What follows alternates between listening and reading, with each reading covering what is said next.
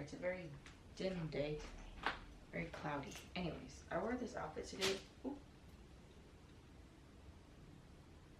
simply to conquer my fear of wearing leggings, because when I was younger, let me show you, I would get bullied for being skinny, like this little gap here. And so I wore these leggings today so I could conquer that fear, and I need no compliment ever, because the guy that delivers my pastries told me that, like, my energy, like he said that I must have been, he said time must have forgot me because I was born in the wrong era, because my aura and my style is too much for this world. I'm sorry. I'm done. I'm done. I look good. No one can tell me anything ever anymore. I've never needed a man to like reassure me, but like it wasn't even in like a hyper masculine way or like a gross like flirting way. He was just being really sweet, as he does every day. And today's compliment just like topped all the compliments he's ever given me. So today I had a good day, and I saw a loaf of bread, and I wore leggings, and I looked good, and I felt good.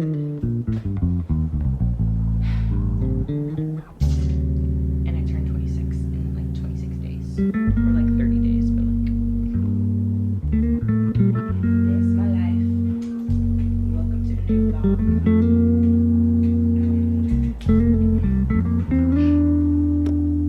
So I just finished cleaning my apartment.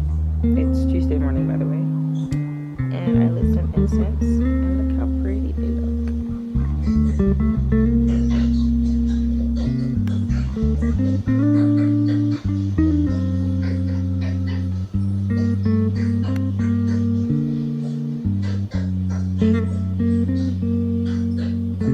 These are my new books. Lord's riding on the wind tonight. What might that wind have spoken before the morning came? Part 2. The prayers of the saints. And they cried with a loud voice, saying, How long, O Lord, holy and true?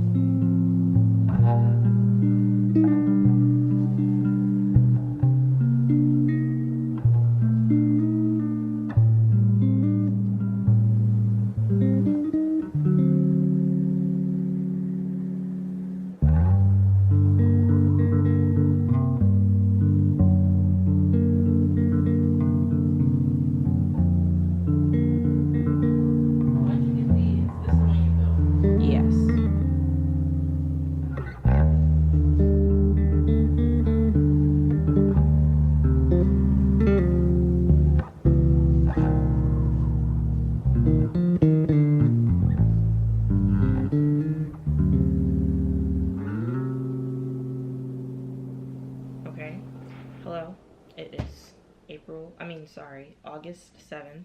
What day is it? Friday? Saturday, August? Whoa, I cannot speak for shit. It's August 2nd, not 7th. It is Saturday, August 2nd. My name is Seven. Welcome back to 7 Reads and Things. I've never said that, but welcome to my channel. It's called 7 Reads and Things because I read and I do other things. I like make sourdough, so if you want a loaf, order one. But today we're going to be doing my reading wrap up for the month of July and June. Really, it was my June TBR, but that like bled over into July. But like, to be fair, these 2 months are the most that I've read in the entirety of the year. And I've been on like somewhat of a reading slump for the past 2 years due to a breakup. I can finally say that now that I'm healed from it. So I'm back and I'm better. Here's my reading wrap up. I forgot to add this book to the stack, but the stack is right here.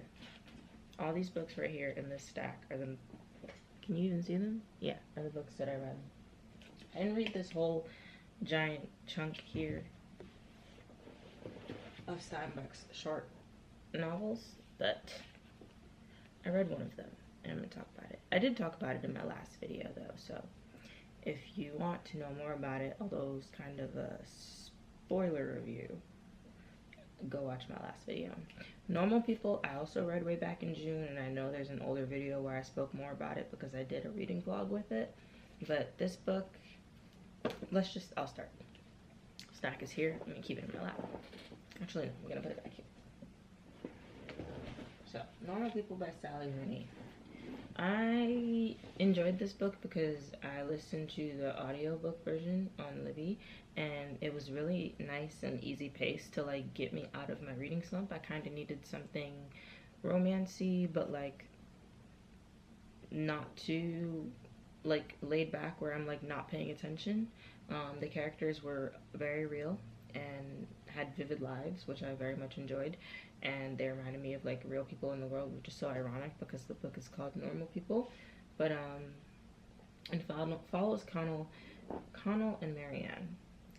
So if you want to know more about them and you want a light-hearted, easy read to get you out of your reading slump and something that's not too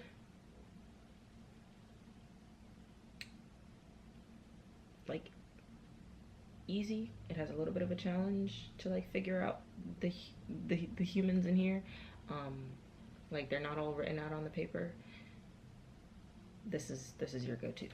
Well, I don't know if it's your go-to, but read that. This is a collection of short stories by African American writers. Someone dropped this off in my little library a couple months ago, and I was flipping through it on the train one day because I threw it in my grocery bag, and I found this short story called New York Day Women by Edwidge Danticat. That is how you say their name, in case I said it incorrectly. So sorry. And they are a Haitian American writer, I believe, and this story is about them walking around, I believe, Manhattan with their mother one day and just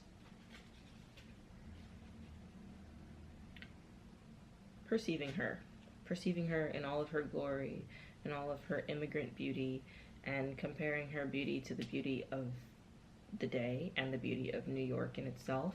And I just thought that it was a really sweet short story.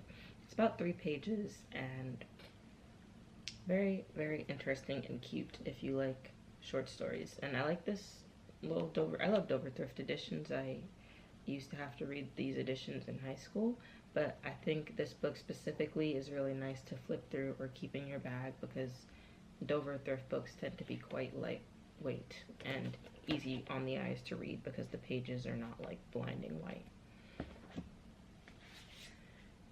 Go Tell It on the Mountain by James Baldwin. This one I'm technically currently reading right now. I want to say it's the last one on the list, but it technically isn't because there's a DNF on this list. Also, I'm not rating these books because I don't really believe in giving books like a rating. I may or may not read them again. It depends on whether or not I decide to keep them in my library, but like, if I liked them, then I liked them, and I'm telling you that. And if I didn't like them, then I didn't like them, and I'm telling you that. So that's that. But Go Tell It on the Mountain. I'm currently reading this one. It's a little bit challenging for me, not like the writing, because I love James Baldwin, specifically the themes. Like there's lots of religion and Christianity and familial relationships and conflicts going on here.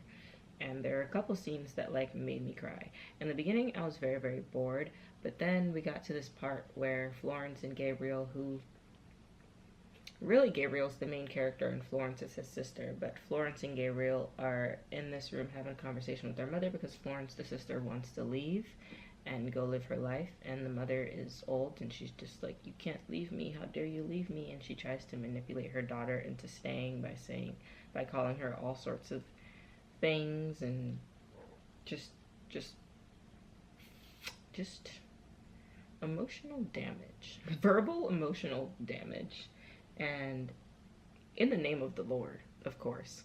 And it reminds me a lot of my mother, and it's very, very, very, very painful to read, but it's a good book, and Baldwin is a good writer.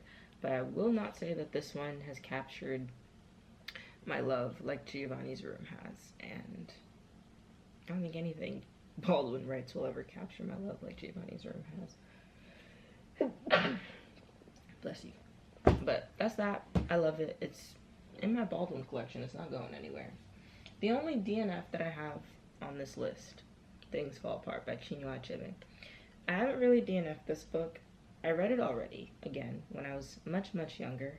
And the reason why I didn't pick it up with this collection of books is because for almost all of these books, I have found an audiobook version that I could, listen to along with the physical text, which is easy for me because I never am sitting down. I'm always doing something, which I should probably practice sitting down.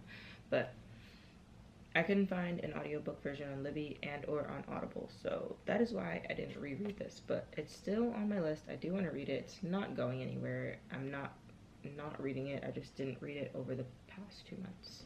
So that's the one DNF, Things Fall Apart by Chinua Achebe. But I do remember this book being very beautiful when I read it as a child, so yes. How Stella Got Her Groove Back by Terry McMillan. This book was really good. I thought it was sweet. I also read it in the early beginning of like me getting back out of my reading slump and into reading when I was reading Normal People. And it was kind of like a lovely black fiction alongside a lovely white fiction romance story. And I don't know, it was lovely. It was a fun time. I had a good time. Stella's a 40-year-old woman who's, I think, divorced with a son, and she just wants to live her life and be in love and have sex and be happy on the island of, I think, Jamaica. So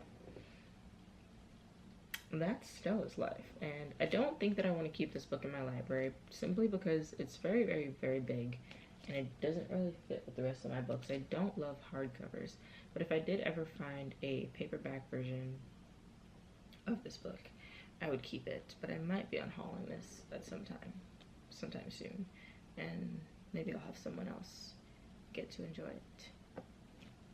it. I also read 2 or 3 times Their Eyes Were Watching God by Zora Neale Hurston. I listened to the audio version, I watched the movie. I'm obsessed. I think this story is so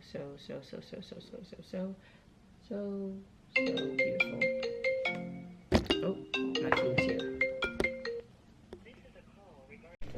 I had a really, really bad day, so I ordered, they put my whole government on a bag. I had a really bad day.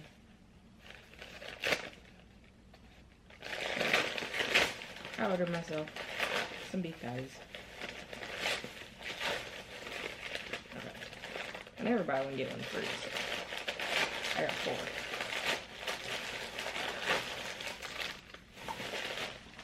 And these will be my meal for the day. Okay, I really need to take a bite before I say anything else.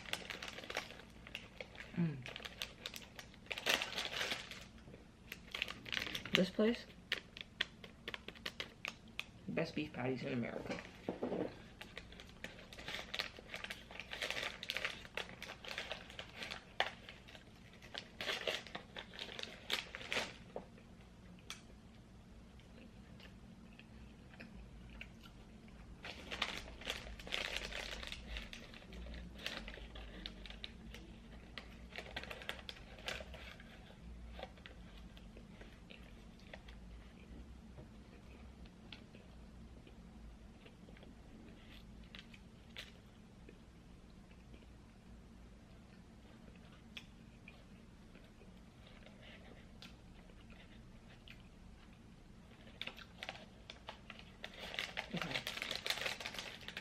Sorry. Mm. Mm.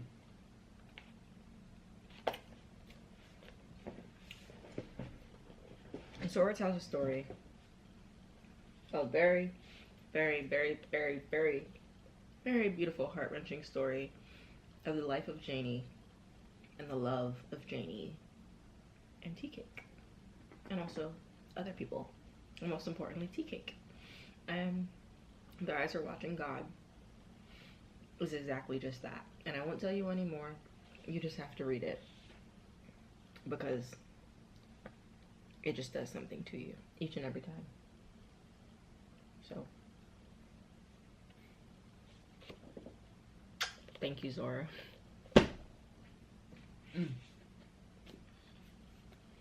Another one of my favorites. The Personal Librarian. This one tells the story of the personal librarian, Belle DaCosta Green, who was the personal librarian for JP Morgan, the financier, or financier, I don't really know how to say that word, the man who owns Chase Bank, or his father. It's one of the JP Morgans. And how she amassed his iconic library and what she did with it after his death. And just the fact that she was a black woman, period, and as iconic as she was for the time. Read the book about an icon. Most of the facts in here are real, but they're also just depictions based on the authors. They took a lot of creative liberty, they say, in the end, but they also have a lovely little interview in the end, or Author's Note really, where they explain all of their creative liberties and what's fact and what isn't. So read this, it's beautiful. I had a good time. It's also only, I know it looks thick, but it's only 300, it's not even a full, yeah, it's only 340 pages. And then in here, I read The Pearl. The Pearl, about Juana, Kino, and poor little Coyotito, and their quest for happiness in a world that